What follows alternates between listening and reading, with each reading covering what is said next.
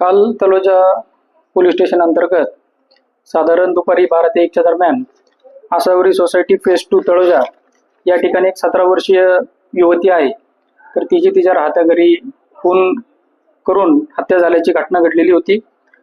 त्या अनुषंगाने सदर घटनेचे गांभीर्य बघून तत्काळ आमचा स्टाफ त्या ठिकाणी पोहोचलेला होता आणि घटनेचे गांभीर्य बघून श्री पोलीस आयुक्त श्री मिलिंद भारंपे सर, सहपोलीस आयुक्त संजय इनपुरे सर, अप्पर पोलीस आयुक्त दीपक साकोरे सर, पोलीस उपायुक्त प्रशांत मोहिते सर आणि सचिन गुंजाळ सर यांच्या मार्गदर्शनाखाली आपण जवळपास 6 पथक या ठिकाणी तयार केलेली होती।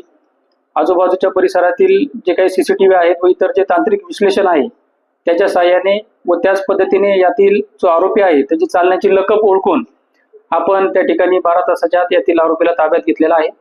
यातील जो आरोपी आहे तर तो आणि मयत हे नात्याने एकमेकांचे नातेवाईक लागतात, एकाच परिवारातील आहेत आणि यांचे आर्थिक देवाणघेवाण त्याच पद्धतीने काही कौटुंबिक वाद होते।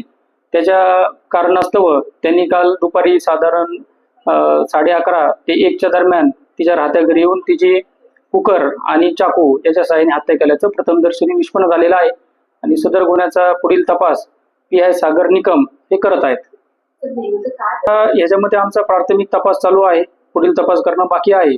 प्रथमदर्शनी यांचे आर्थिक वाद आणि यांचे कौटुंबिक जे वाद होते त्यातून ही हत्या झाल्याचं निष्पन्न होत आहे आणि यामध्ये अधिक तपास चालू आहे।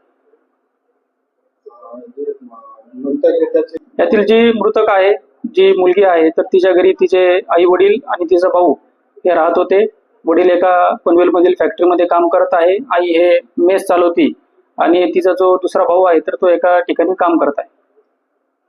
आणि आरोपीचे काय याच्या अगोदर काय त्याच्यावर गुन्हा दाखल होता का असं? आता यातील जो आरोपी आम्ही ताब्यात घेतलेला आहे तर तो मैतेचा नातेवाईक आहे, त्याच्यावर प्रथमदर्शनी कुठल्या प्रकारचा गुन्हा दाखल नसल्याचे दिसत आहे, परंतु त्यामध्ये अधिक तपास आमचा चालू आहे। आरोपीचं किती काय मुलगा वय किती? यातील जो आरोपी आहे मोहम्मद आयुब साईद याचं 44 वर्ष वय आहे।